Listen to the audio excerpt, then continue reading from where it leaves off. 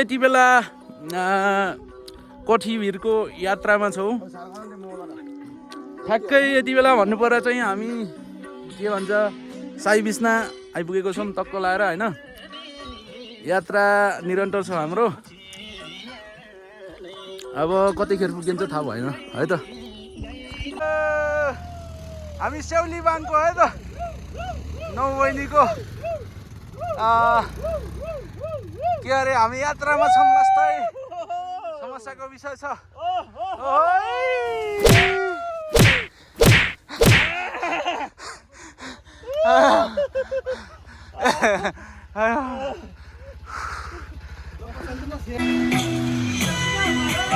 हामी चाहिँ गौमुखी के अरे सरी नौ बहिनी गाउँपालिका स्थित कोठीभिरको टुरमा छौँ।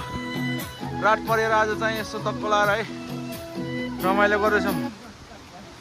टक्क लाएर साथीभाइहरू हुन्छ। टक्क चाहिँ हामी नौ बहिनी गाउँपालिका स्थित कोठीभिरको टुरमा छौँ। हामी सबैजना हुनुहुन्छ दिदी बहिनीहरू टक्क लाएर है सबै रमाइलो भइरहेछ। आउने पनि हुन्छ।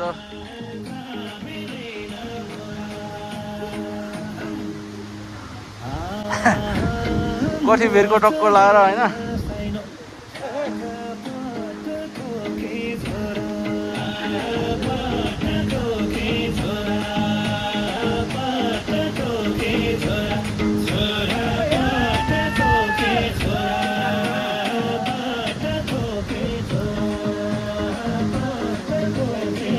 टक्क रमाइलो भइरहेछ।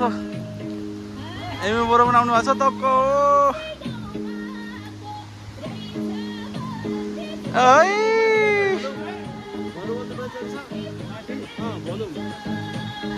नौ बहिनीको ठक्क लाएर हामी चाहिँ कागबाट है त नौ बहिनीको कागबाट रमाइलो गरेछ हामी।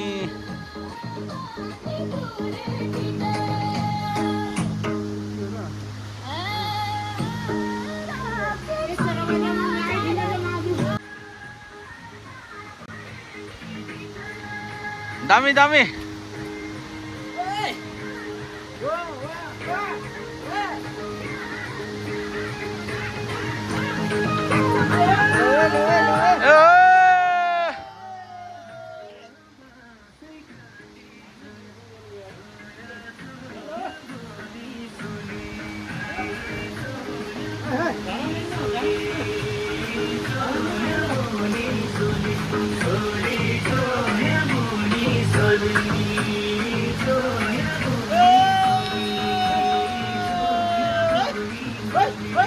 कडा कडा कडा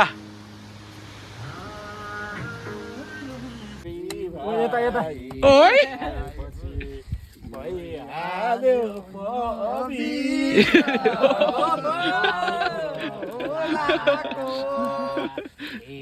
ए त होला कि होलामा हामी चाहिँ खलसबाङको यात्रामा हो खासमा है। कोठीभिरको यात्रामा हामी चाहिँ हाम्रो बसाइ चाहिँ के भन्छ हामी चाहिँ खलसबाङ बसाइ छ होइन। आज टक्क लाएर रमाइलो भइरहेछ साथीभाइहरूसँग टक्क लाएर यता है बसिरहेछौँ। रमाइलो भइरहेछ। ओ दामी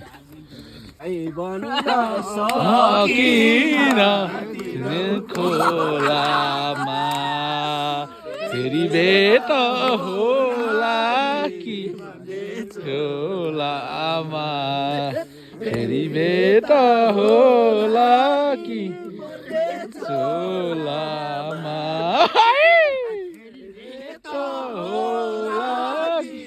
भने चोलामा तपाईँले घाँटी काटेर दिने पनि ए घाँटी चाहिँ गाडी काट्छ नेताहरू काट्छ अलिक तलबाट काट्न पर्ने हो भन्दा तपाईँले त्यस्तो हाल्दैन मान्छेहरूले जतिलाई बुझ्नु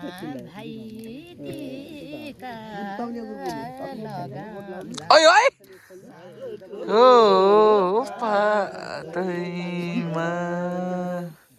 कडा आयो कडा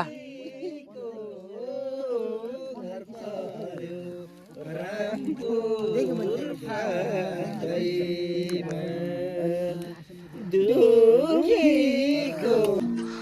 हामी यति बेला कठिभिरको यात्रामा छौँ। लगभग हामी खलेजबाङदेखि अगाडि बढिरहेका छौँ। साथै यहाँ चाहिँ राम्रो प्रकारको पडमार्ग टाइपको बाटो रहेछ। टक्क जाँदैछौँ। लास्तै अलिकता उकालोमा ढाउ भएको अवस्था छ।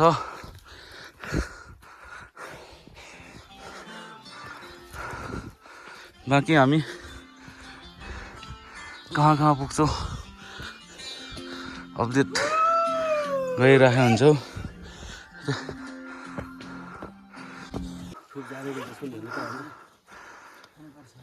कोठीभिर कार्यक्रममा हामी चाहिँ लास्तै थकै लागेको अवस्था टक्क लाएर मेरो दाइ हामी चाहिँ टक्क लाएर लास्तै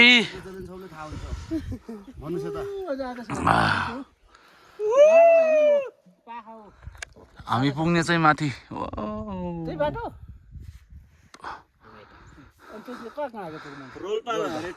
कठिनाइ यात्रा टाइपको। हामी चाहिँ 9 बहिनी गाउँपालिका स्थित कोठीभिर ट्र्याकमा छौँ। लास्तै थकै लाग्यो। यसरी साथीहरू टक्क पारामा हुनुहुन्छ। लास्तै थकै लाग्यो। अब चाहिँ हामी चाहिँ लगभग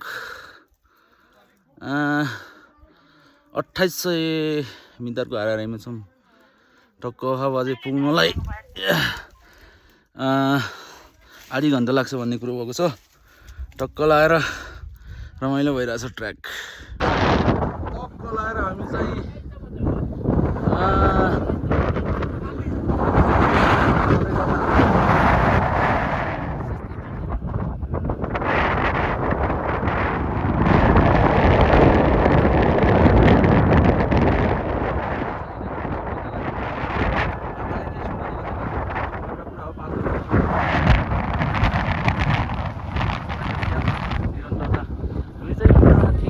यात्रामा जाँदैछौँ।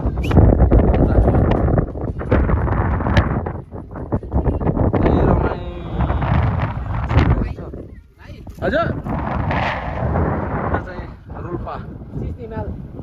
रोल्पाको सिस्नीमा टक्क लागेको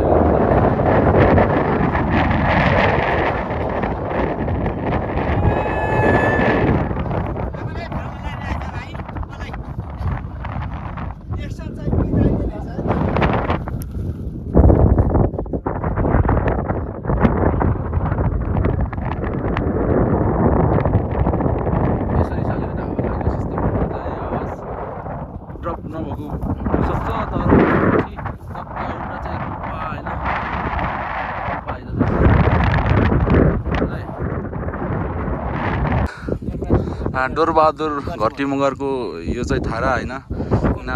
गोठ जो घुम्न आउने पर्यटक हुनुहुन्छ, जो कोही पनि यसरी आउनुहुन्छ, उहाँले कति सेवा सुविधा छ त्यहाँ चाहिँ यसरी व्यवस्था गर्नुभएको छ। तपाईँहरूले यसरी चाहिँ आगो लगाएर आगो फुकेर जताभावी यसो चाहिँ नगरिदिनु होला है। एउटा सूचना छ उहाँको। तपाईँको थारा होइन र? उहाँको थारा हो। यो चाहिँ यसरी तपाईँहरू आएर यसरी आगो लगाउने अनि यसरी उहरू डरियल लगाएर होइन यसरी नगरिदिनु र उहाँले चाहिँ गुनासो पोख्नु भएको छ। यसरी चाहिँ नगरिदिनु सबैजना पर्यटक यसरी आउनुभएको छ होइन। हेर्नुहोस् त यसरी यसो गरेपछि त अनि तपाईँ हामी आएर कसरी बस्ने भन्ने कुरा पनि हुन्छ। त्यो भएर यस्तो चाहिँ नगरिदिनु होला भन्न चाहेँ मैले सबैजनालाई है त। यो काम चाहिँ एकदमै गलत हो। यसरी नगरिदिनु होला ल सबैजनाले। यो चाहिँ कोठीभिर जाने क्रममा यहाँ चाहिँ कोही आपद विपद परेको भनौँ न। अब उ भएको अवस्थामा यहाँ चाहिँ बस्नको लागि टक्क ट्रसको व्यवस्था पनि हुँदैछ। टक्क लाएर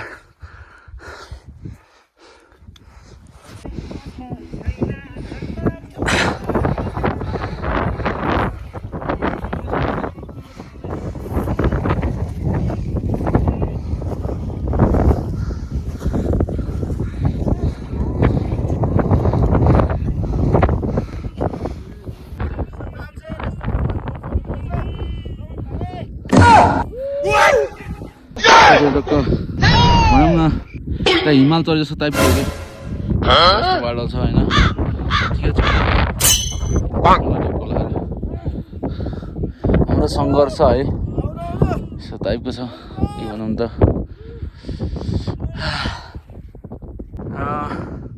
फाइनली चाहिँ हामी त कलाएर कोठी भिरको कठिन यात्रालाई पार गरेर टक्क लाएर हामी चाहिँ कोठी भिरको गन्तव्यमा पुग्ने लागेको अवस्था छ त्यो हुनाले त तपाईँहरूले पनि देखाइदिए त रहिएन होला कति बेरमा पुगिसक्यौँ हामी टक्क लाएर यता त्यसै सिस्ने हिमालहरू होइन रोल्पाको दृश्यहरू टक्क लाएर टक्क लाएर तपाईँहरूले यहाँ आउनलाई चाहिँ सायद एउटा हिम्मत चाहिँ जुटाउनुपर्छ भन्ने लाग्छ है मलाई चाहिँ अब त्यो चाहिँ बाँकी हजुरहरूको इच्छामा भर पर्ने कुरा भयो त्यहाँ चाहिँ हिम्मत चाहिँ जिताउनुपर्छ 35-3600 भन्दा माथिको उचाइमा छौँ सास फेर्नु पनि अलिकता अस्वस्थ तरिकाको भइरहेछ तर पनि यहाँको मनमोहक दृश्यले गर्दाखेरि टाइपको होइन तिनी त देउराली रहेछ टक्क लाएर यहाँको भ्यूले चाहिँ हामीले त्यत्तिकै मनमोहक बनाइरहेको छ टक्क लाएर चाहिँ एउटा हाम्रो रास्ताको झन्डा लाएर टक्क लाएर धेरै कष्ट हावाले चाहिँ सुन्न दिएको छैन होला एकदमै कष्टकर कठिन यात्रापछि टक्क एकदमै बाँडले ढाकेर टक्क है त्यो चाहिँ बागलुङको सिमाना रोल्पाको सिमाना टक्क लाएर है यति कठिनाइ अवस्था पार गरेर आइपुग्यो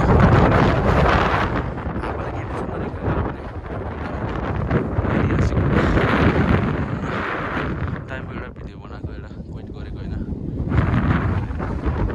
कलाएर आउनु के बाटोबाट आउनुपर्छ त कलाएर यो छेन साइड अब घुम्ने मात्र ठाउँ छैन कुन हट पार गरेर आयौँ भन्ने कुरा चाहिँ अहिले नजान्छ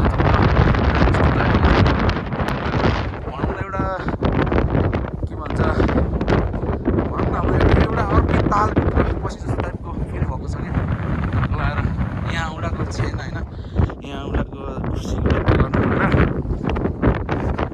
तपाईँलाई अर्कै तालभित्र पछि प्रस्थान भइरहेको छ टाइपको हो कि त्यो चाहिँ घोडेढुङ्गा है कला हेर्नु घोडेढुङ्गा यो सायद यसको बारेमा त लगभग भनौँ न 3700 को उचाइमा रहेको छ रहेको 9 बहिनी गाउँपालिका स्थित कोठीबेर चाहिँ 9 बहिनी गाउँपालिकामा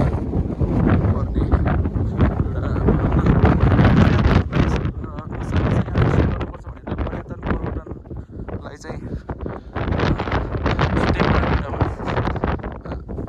भनौँ न एउटा आफ्नै प्रकारको महत्त्व बोकेको ठाउँ है त कोठीको यात्रा यति नै हो हामी चाहिँ फर्किने बेला थुप्रै भिडियो बनाउँछ यो चाहिँ हामी चाहिँ यहाँ पुगिसकेपछिको दृश्य तपाईँहरूले कैद गरेर देखाएको हेरिदिनु होला एउटा भिडियो राम्रो टाइपको पनि हुन्छ तर पनि एउटा अब कसरी आउने होइन कसरी यहाँ चाहिँ आइपुग्न सकिन्छ भन्ने कुराहरू चाहिँ कमेन्ट गर्नु हजुरले म तपाईँहरूले कसरी आइपुग्न सकिन्छ के गर्न सकिन्छ भन्ने तरिकाले टक्क एउटा चिनारी टाइपको पनि भनौँ न एउटा भिडियो बनाउने छु अहिले चाहिँ टक्क राखेँ है त यो चाहिँ बाक्लो है रोल्पा